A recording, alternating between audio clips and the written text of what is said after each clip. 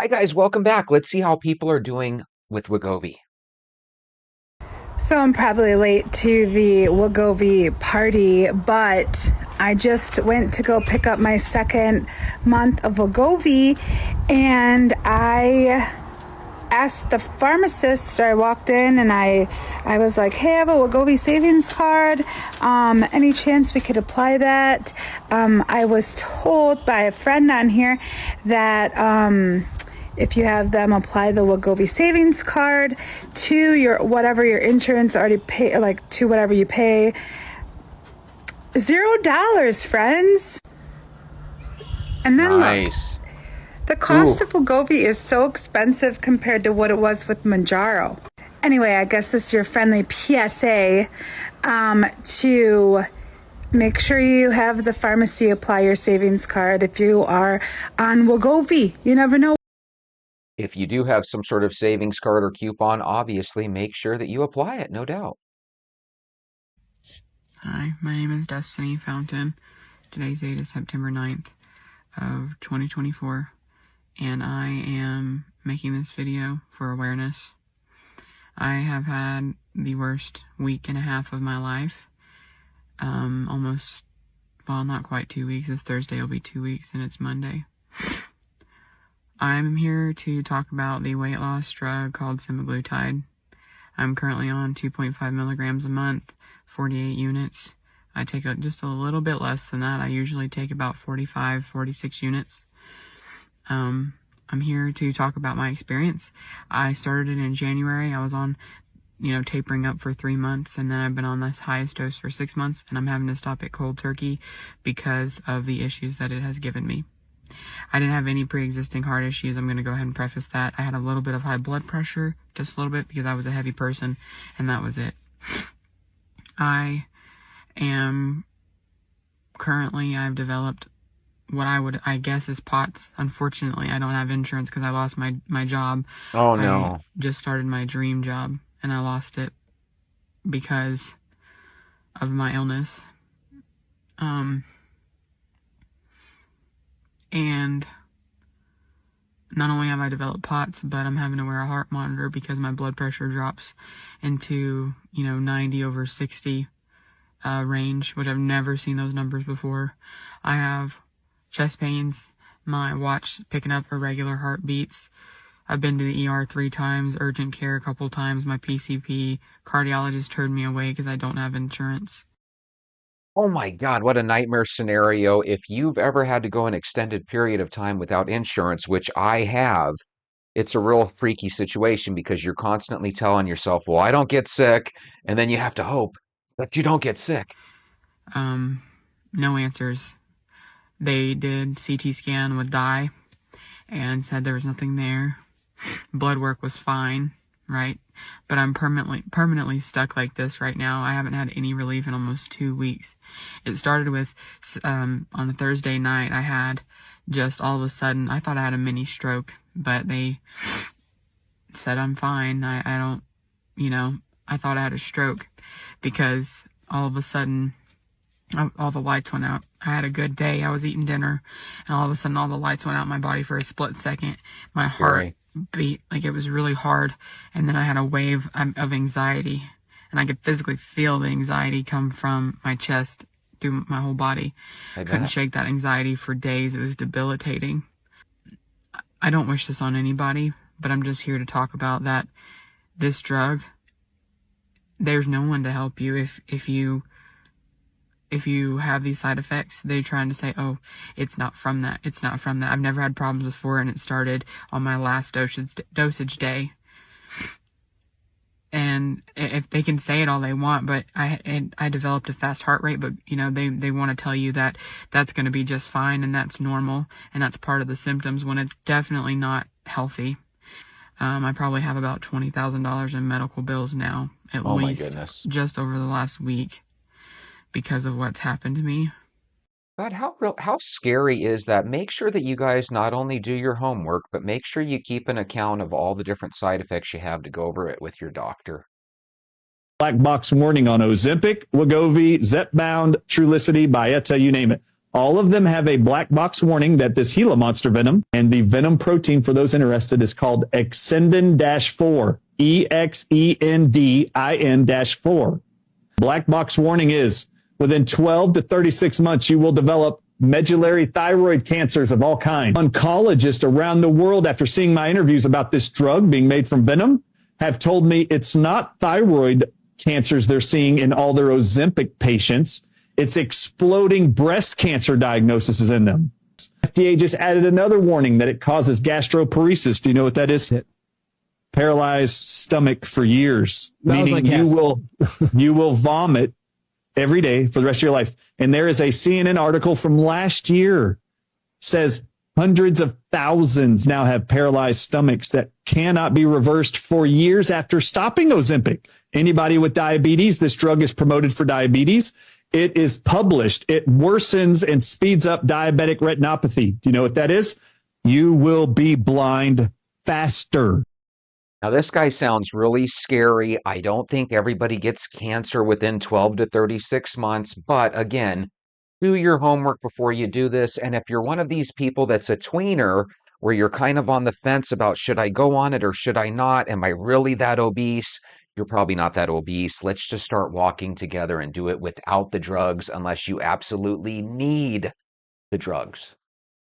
Do not go misleading my followers and any other viewers that may land on my page. Do not go misleading them to believe that it is even remotely possible to obtain name brand Wegovy for $180 a month without insurance. It's not happening.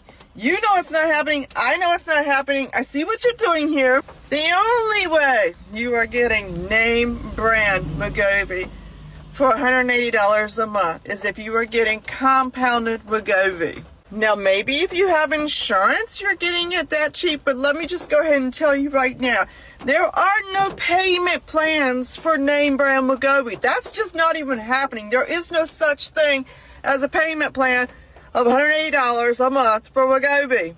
So you're not going to get Wegovy, and you're definitely not going to get Wegovy. But what you're going to have is a situation where if you ever lose your job, things are going to get really, really tough for you. And if you jump off Wegovy, you're probably going to gain all that weight back plus some. And if you stay on Wegovy, a lot of the weight that you're going to lose is probably going to be muscle. So just keep that in mind. Holy moly. This one says when the Ozempic destroys your life, and if you look at her eyes, it looks like she has two black eyes and blood in the whites of her eyes. You're not sick. No. In fact, Helen, I'm hungry, and I wish I had a snack. So she said, I'm not sick, hungry, and I wish I had a snack, but she looks sickly. This one looks really sickly, and again, she's saying, I'm not sick. So let's see. You're not sick. Says the day after I take Wegovy. That's crazy. I don't know what that means exactly. That means that they get this side effect and all it is hunger? That looks crazy. Let me know your thoughts on her look and the girl's look before. I think that's crazy looking. Mark my words. Put them in a time capsule and open it in 15 years. Ozempic has a remarkable weight loss, but what they didn't focus on is that when these people are losing weight, they are losing muscle mass at a way higher rate than they should. As you play this forward, especially in elder patients, when you lose that much muscle mass, you cannot gain it back without extreme measures. The chemistry behind how they're losing that weight is really a starvation weight loss. This is the kind of weight loss that will decrease their immune system, decrease their bone density, decrease their muscle mass, and decrease their longevity. So you're going to lose some muscle, you're going to lose some weight, but what this doctor is saying is that you're not going to be able to ever get that muscle back without doing something extreme. So again, keep that in mind. These are things that are going to scare people away, but you know as well as I do, if you have your heart set on going on this medication, you're going to go on it. And just for every doctor that says anything negative about it, you're going to be able to find a doctor that says nothing but positives about it. Girl, don't do it. It's not worth it. I'm not gonna do it, girl. I was just thinking about it. I'm not gonna do it. Oh, she did I it. did it. It looks like she lost about half of her body weight and she looks great, but at the same time, again, there are pros and cons. Just make sure you weigh it out and see what's right for you. All right, we've got to talk about this Instagram post from the New York Post stating, "We stopped taking Ozempic and Wegovy and regained more weight than we lost. Why might this happen to a patient taking a GLP-1 medication?" Well, the answer is pretty simple. If patients do not take advantage of this chance to change their lifestyle choices in a healthy and sustainable way, they will unfortunately be at risk of gaining their weight back when coming off this medication. These medications are not fix-all medications. They do not guarantee that you'll never gain a pound back again in your life. When you come off the medication, if you haven't changed anything about your lifestyle choices, if you're still eating really unhealthy foods or you never exercise, you are at risk of gaining this weight back. It's really important to take advantage of the opportunity to change your lifestyle choices in a healthy and sustainable way while you're taking semaglutide or tirzepatide. Very good thing. If you're going to start a diet and exercise routine and you're already on Wegovy, start it right away. Keep it going for the rest of your life. What are we doing to lose weight? Because I'm on the struggle bus. I went to my doctor because I wanted the shot. I want to just be able to take a shot, once a week. So go to my doctor. She prescribes it for me. My BMI is high enough. My insurance doesn't cover it. So I go to the Wegovy website. I download their coupon for it, take it to my pharmacy, and you can only get the discount if your insurance covers something. Well, mine covers nothing. I got no motivation to work out, okay? I work 45 hours a week, cleaning my house, dealing with my kids. My daughter, she's cheerleading. She's a cheerleader, so I'm having to run her here, pick her up from school here, take her back to the school for practice, blah, blah, blah. I don't have the energy or the time to work out. I know that's a lame excuse, but I also like sleep. So there's that. So I can't be getting up 2 hours before everybody else or an hour before everybody else to get a quick workout in because I like to sleep. Also, I really like food. I like to eat. And if I'm eating something that I like, I will eat until I feel like I'm gonna puke. Or if you know how to get Wegovy cheaper than $1,500 a month, let me know. And I'm jealous of these people that are losing all this weight because their insurance covers it, or they're pre-diabetic so they can get Manjaro or Ozempic. So I think we can all agree in her case, it sounds to me like even if she went on Wegovy, she would be a bad candidate because she doesn't necessarily want to stop her bad eating habits and she doesn't necessarily want to exercise. So I think the first thing for her would be to literally do what she said she doesn't want to do, which is just wake up a half hour early and start taking a walk. Duh. God, let's hear what this miserable person it says. Oh, how I don't recommend Wegovy to anyone. Why? I really don't. I finally got a dose again after not having it for 2 months Okay. because of the shortage and whatnot. And I took it last night.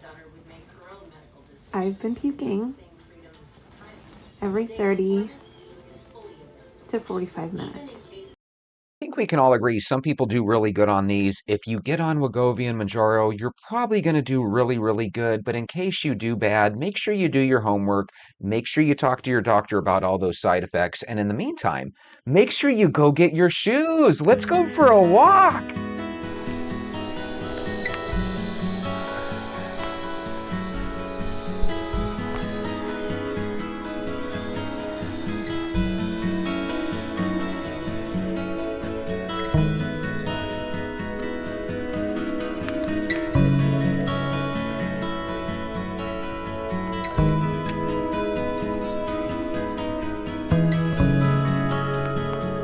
Good morning, venters. I can do this, you can do this, we can do this, let's do this. Do what, Jetchy? Bob, I'm glad you asked. We walk every single day, we drink water every single day, and we avoid sugar every single day, or at least we try to. Guys, I've been walking every single day for the better part of 2.5 decades in a row, and I recommend that everybody do it, because if you're into walking every day, then that means that you're into your health, and not only does it help your physical health, but it also helps your mental health as well. One of the things that's key to staying mentally healthy is that you stay on top of not only your physical health, but also your fiscal health. And one of the cool things about walking is you can dive into your think tank at any time, and you can start making better decisions about your life going forward when we're talking about money. A lot of times we love spending a lot more money than we have, and we even end up putting unneeded money and bills on credit cards. When you're on your walk, you can kind of bring yourself down to earth, come up with a game plan, and now we can start hitting our bills like we hit our shopping addiction. Could you imagine if every time you went out to spend $100 back in the day for shopping, could you imagine if you would have spent that towards one of your outstanding bills? Could you imagine if you would have put that money away into a savings account, into a CD, into a trust fund, into a mutual fund, into your 401k, into your IRA? So many people wonder why their coworkers have hundreds of thousands of dollars saved up and they have zero. The main thing is your coworkers come up with game plans, and one of their plans is to pay their bills first, pay themselves first, and then do all the fun stuff. Whereas with you and me, not necessarily me anymore, but me once upon a time, we like to have fun first and worry about the bills in the future. And you guys know as well as I do, a lot of us are good at having a goal of hitting on things tomorrow when we know deep down that tomorrow never comes. I'd like to dedicate this show to my good friend Mala. Mala, I always poke fun at the Democrats. I'm not very fair when it comes to being impartial because I see things through my point of view. But I found a good story that kind of pokes fun at Republicans. One of President Trump's defense secretary nominees, Pete Hegseth's mom, sent him an email back in 2018 when he was going through a divorce from his second wife. In the email, his mom pointed to the fact that old Pete, his mom's email hit upon the fact that Pete was routinely mistreating women and had been doing so for years. Now, this is embarrassing. I don't know why the heck his mom would write such an email. It seems to me like that would have been something way better to pick up the phone and have a conversation, but who knows? Maybe Pete and his mom weren't necessarily on talking terms at the time, but either way, she has supposedly apologized for this email, and how this email got into the hands of the New York Times, I won't know, but it brings up some good discussion points. When it comes to the leadership of the country, some of us look at a person's individual characteristics and how they act as an individual, and some people look more towards the policy that they push. One of the things that Pete Hegseth said recently that's gotten him in a little hot water is he's not the biggest fan of women being drafted into the military. He's not the biggest fan of women being on the front lines in the military and fighting alongside the men in these military scuffles and potentially war. Now, here's the thing. When you hear somebody say those things, it's real easy to say, oh my God, he's a sexist. He doesn't care. But if you look at it from my point of view, I don't want women fighting these wars either. If that makes me a bad person, then heck, I'm just always going to be a bad person in your eyes. I'm not a big fan of women being drafted. If that's what the future holds and you're okay with it, I don't have a problem with you being okay with it, but that's one of those things where you and I are going to have to agree to disagree. Now, let's take away the idea of policy versus character, and let's look at it just from a character viewpoint. If you're one of these men that routinely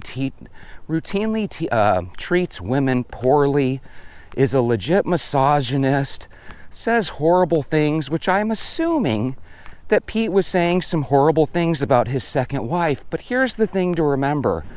When you and your wife, or you and your husband, decide mutually, hey, we're going to get separated and we're going to go through a divorce, and you're going to lawyer up, one of the things that your lawyers will do is they will instantly start to add up all the negative things that your partner's done, and they'll try to bring them to light for a court case.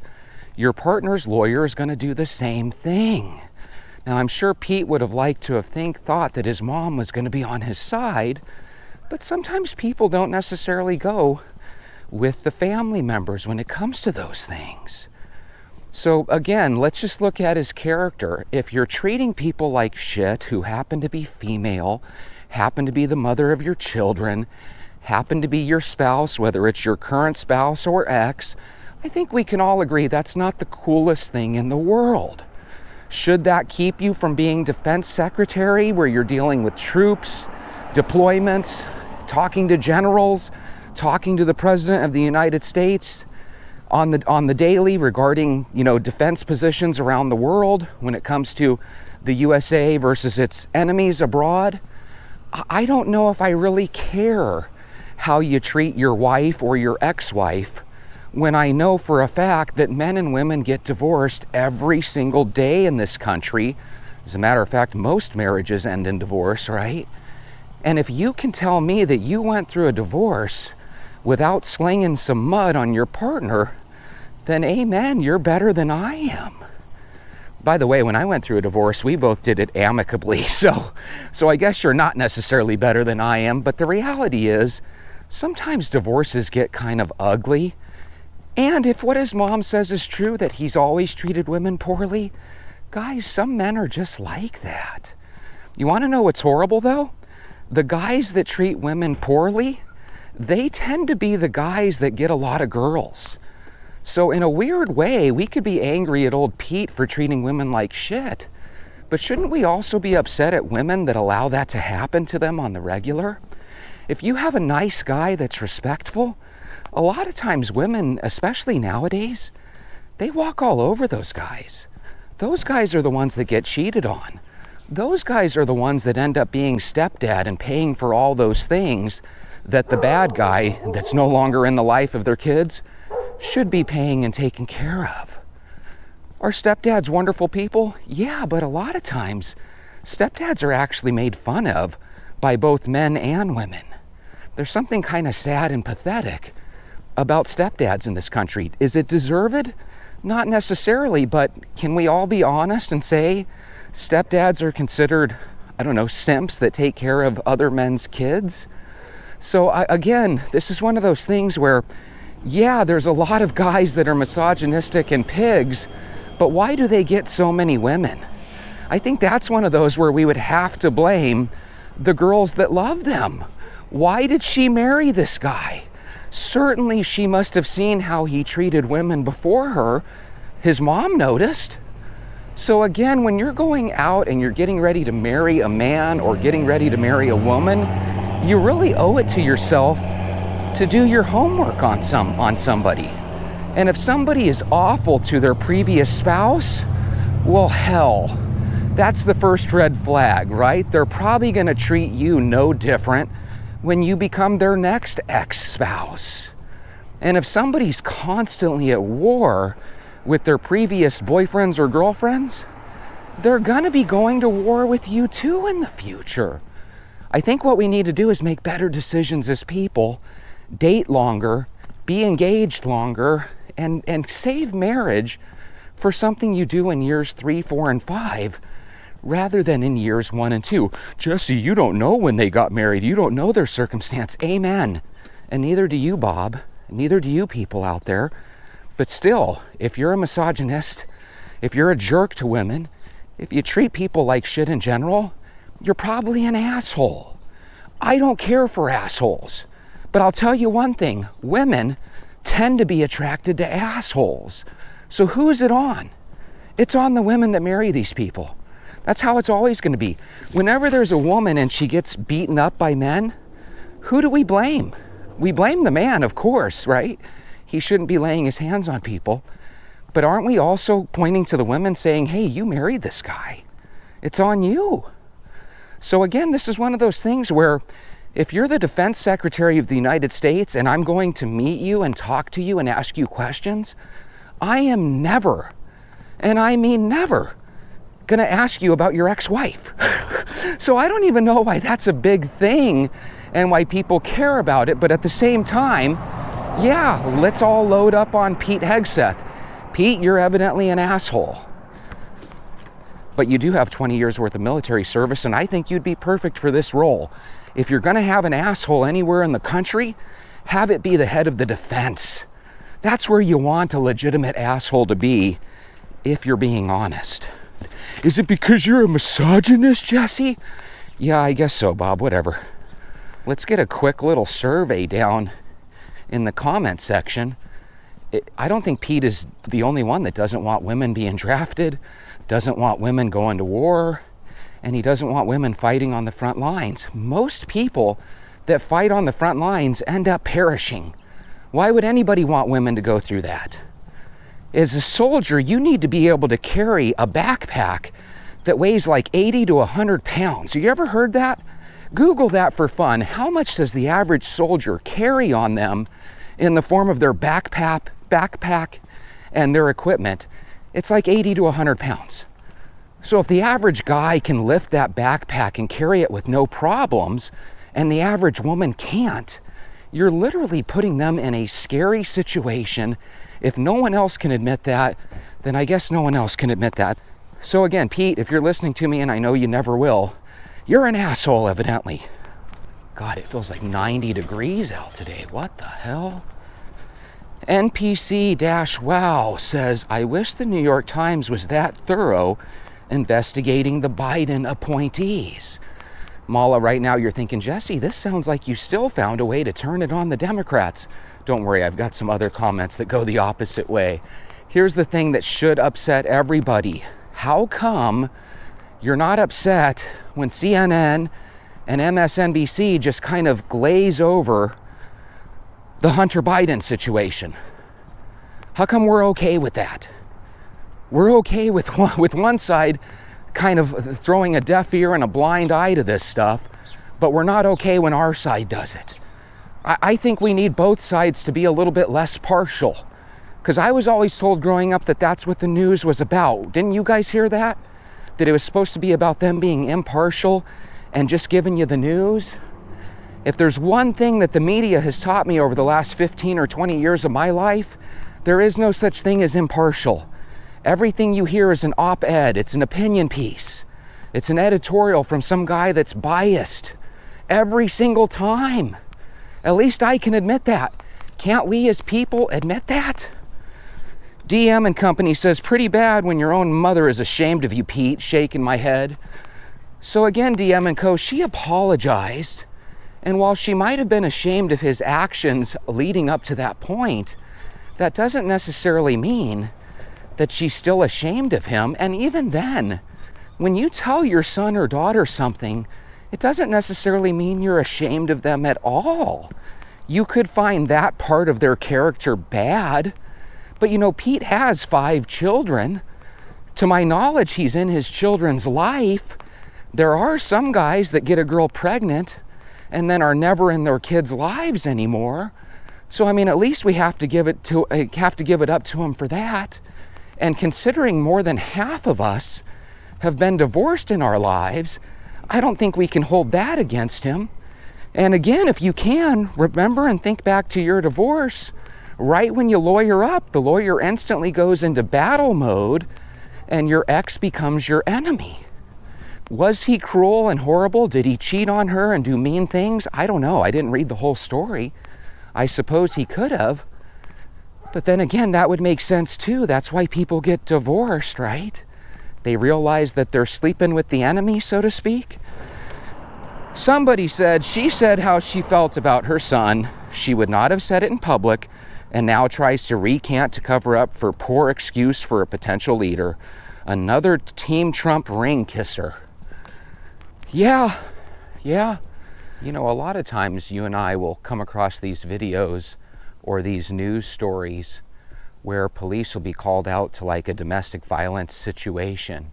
And not only are the husband and wife at each other's throat, but a lot of times they end up kind of teaming up and they end up going after the cop for trying to do the right thing and separating them, right? Trying to do their job.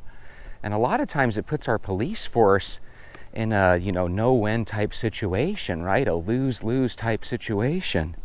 And that's another reason why I'm a real proponent of walks. I have a feeling if more people would set their pride and ego aside and go outside and take a half-hour walk, I think we could avoid probably literally a third of the police calls that have to be made for these domestic violence situations.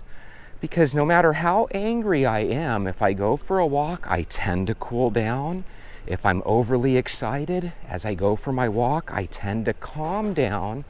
And if I have some problem that's really depressing me financially, a lot of times when we're on our walks, we're actually able to come up with really good game plans. You know the difference between successful people and unsuccessful people?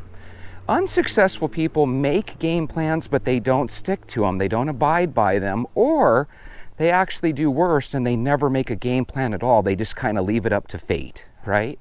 Sometimes fate's on our side, but many times it's not. And you have to kind of push your luck and press your luck by actually trying to be proactive and going for it. Have you ever heard of that saying, fortune favors the bold? Well, I think nowadays it's a bold move to say, hey, I'm going to start a walking routine. But Jesse, how do we start a walking routine? Bob, the best way to start a walking routine is to make your job the catalyst. If you go to work at 7:30 every day, by golly, let's get out of your house at 7. We'll do it together as a Venter team, and let's walk for a half hour, and let's consider it walking to your car. You know, if you worked in a building like the airport, and your car was out in the parking garage, guess what? You're going to have to walk through that airport, down the escalator or elevator, out into the parking lot, and then you're going to have to get in your car. That's probably a good 5 or 10 minute walk for people that work at the airport. Why don't we look at our car and our job in the same way? When you wake up in the morning, take a half-hour walk around your neighborhood where your walk finishes up at your car. So let's make it a goal just to lose 30 pounds over the course of a year. That way there's no need to stare at that horrible scale. By the way, how many people try a walking routine and after a month they look at the weight scale and say, oh my God, I gained a pound, and they end up quitting? Guys, almost everybody that takes on my walking challenge doesn't see any effect in the first month. So why are people like Lily, Mala, and Sean still walking with us darn near a year later?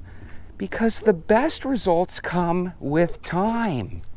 And the reality is, over the next 30 or 40 years, all of us are going to be aging. And some of us are going to age to the point where we can't really even go on walks. That's why I'm telling you, start your walking routine now. Develop as much muscle as you can in your lower body. Get rid of as much needless fat in your upper body. And that way you can cruise into your senior years in style. I fear that our planet, maybe not our planet, I feel that our country has made up its mind that instead of walking and exercising, I think our country is going to go the route of just taking medicines such as Wegovy and Manjaro. And I just feel like we've kind of lost that battle. Because now they're trying to fight, I don't know if you guys saw this, but Biden's trying to make it where Medicare and Medicaid will pay for Wegovy and Manjaro. I think that's his swan song out. He's trying to get one more thing passed so that people will love him. Here's the problem.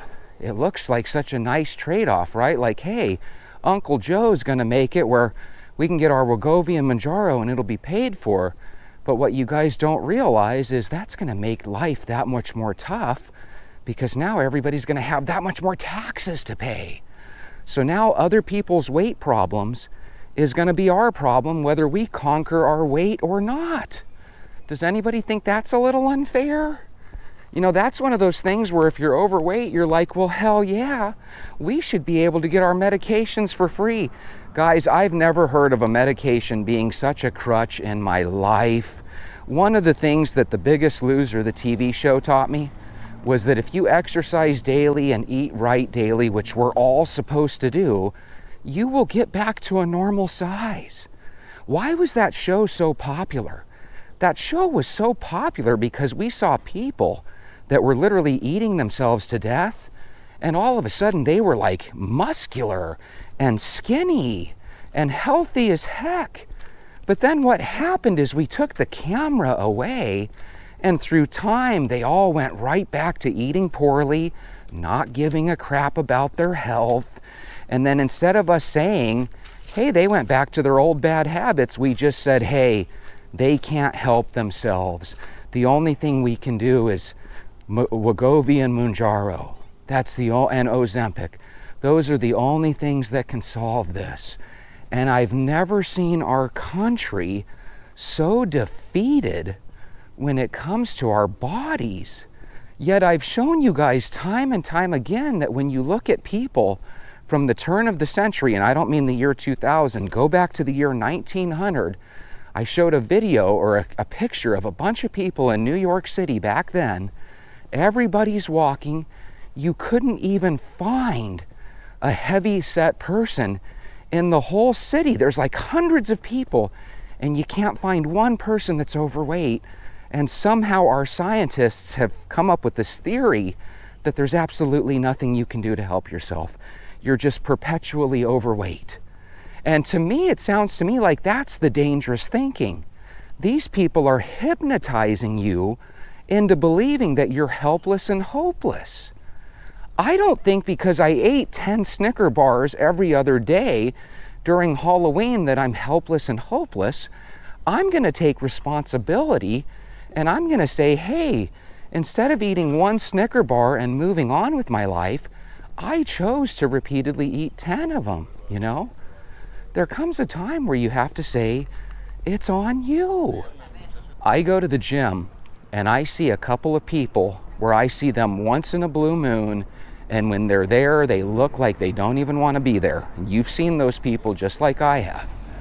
Then there's other people that I see in there every day, because in addition to my walk with you guys, I go to Planet Fitness about 6 times a week, and I walk for another half hour to 40 minutes there. That's right, I take 2 walks a day. Is it because I'm addicted to working out? No, it's just walking is my hobby. I come up with some of the funnest ideas, most fun ideas, while I'm walking. I have a hard time getting heavy when I'm walking. So when people say, how do you control your weight so well, Jesse, through the years?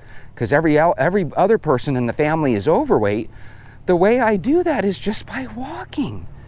That's the magic bullet. People that end up taking Wegovy and Mounjaro and Ozempic today are going to regret that situation tomorrow. It's just like the people with diabetes say, these medicines are supposed to be for people that are suffering from type 1 diabetes. Let those people have their medication. If they're able to lose weight on top of controlling their diabetes, great. But in your case, you probably don't need the medication. But now that you're on it, I'm telling you, these medicines have a way of making it where now you're going to be on that drug forever. And I'm telling you, if you guys all getting approved for Medicare and Medicaid with your Wegovy makes it where every single one of us is laden in taxes forever, I think that's going to be a horrible situation.